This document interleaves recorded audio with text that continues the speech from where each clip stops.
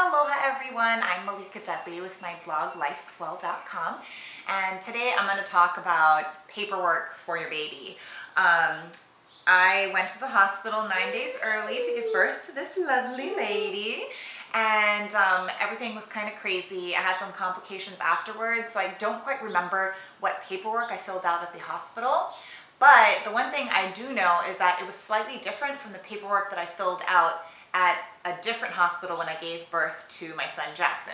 I'm not sure why, don't ask me, I don't know. So anyway, the paperwork that you need and want is your birth certificate and your social security number for your baby.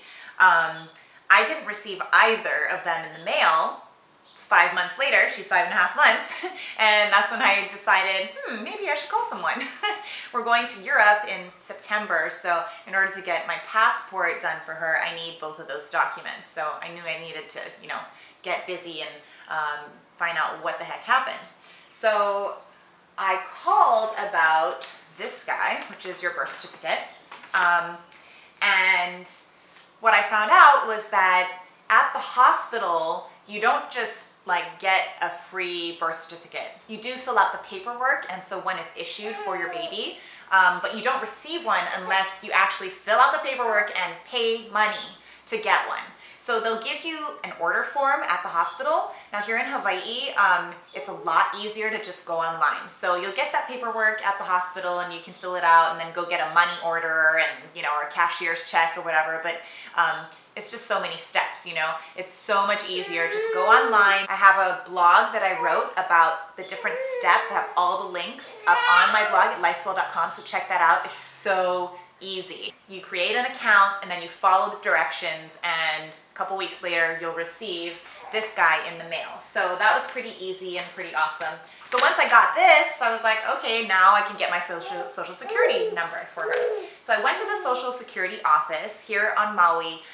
It's on High and Main Street, and they do have a phone number, but it's not listed anywhere online. So I got the phone number for you. It's also at my blog, so you can check that out if you want to call the local office. I called the national office, and they told me, what? You should have received it. Did you opt out of getting a social security number? And I thought that was interesting because I had no idea you could opt out for a social security number. So I kind of just assumed that maybe in the chaos after the birth that maybe I had opted out unknowingly. So I needed to get a social security number for my daughter. Whether you're getting a new one or one has already been issued, you're going to do the same type of paperwork and go through the same steps. So it didn't really matter whether or not I had filled something out. So now that I had my birth certificate, I went to the office. You go in, I have another blog that tells you all the steps you need to take.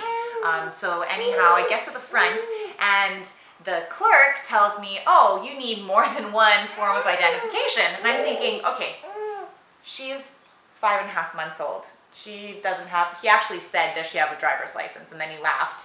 And that was pretty funny, huh? Yeah, because she doesn't have a driver's license. And how would I get an ID for her anyway? All I have is a birth certificate, and you need a social security card and a birth certificate in order to get those types of documents. So there was a different way. It's called a medical record as ID. And the document needs to have the name, date of birth, the date of the last visit, which is within 2 years, and then the office or clinic stamp from the physician, which is the staff signature and title on that piece of paper.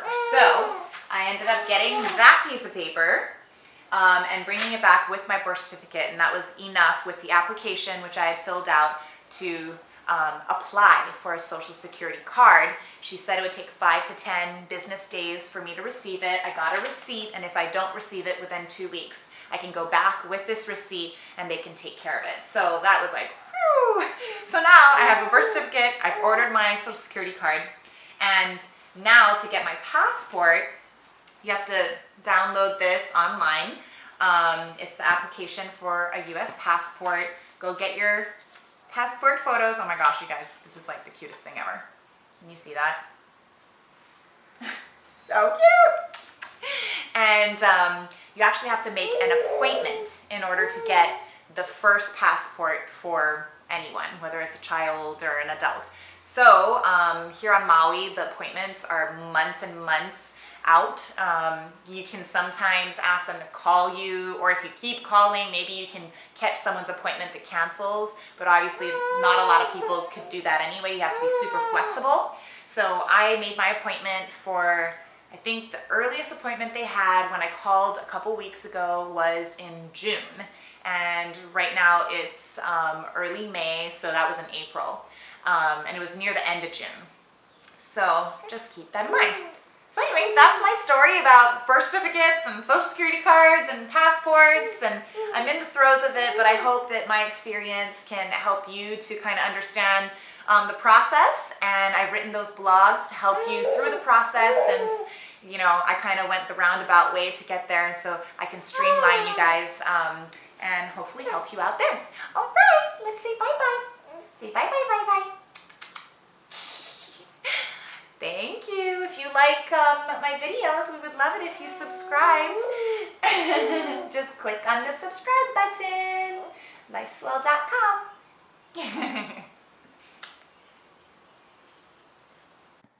A little update for you guys. I did end up getting my social security card for Vaipuna 10 days later. And for the passport, you need both parents to be present when you're getting the first passport for your baby. Either that or you need to fill out a special form. I've got a link to it on my blog, and if any other details pop up, I'll also add that to the blog as well.